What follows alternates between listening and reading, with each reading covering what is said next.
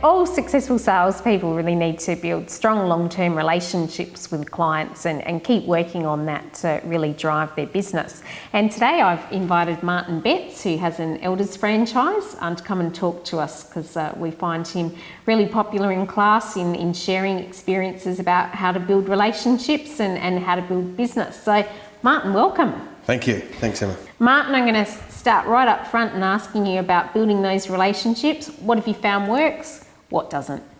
Okay. Look, I think the most important thing in relationships with clients is having that personal contact.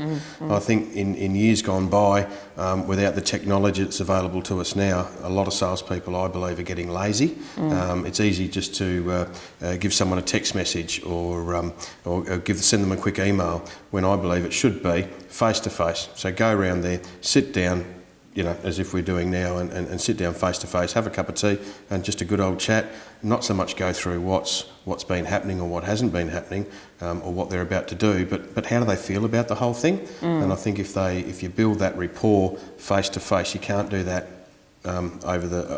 via email or by text messaging. And I think that personal contact just builds that trust, and if you've got that trust with someone, then they're comfortable in the whole situation, then you can lead them to the result that ideally they want. And do you do that with the vendor and the purchaser?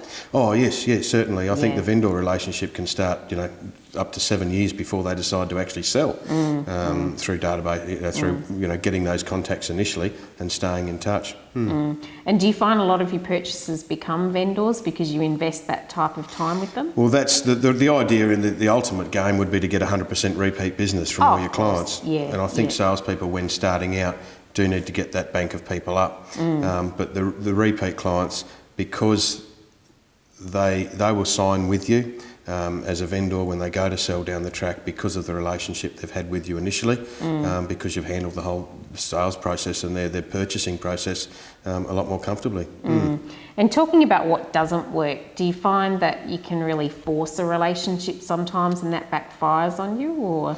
Look, I think my approach has never been forceful, although some people think that it has. It really depends on the person or the client.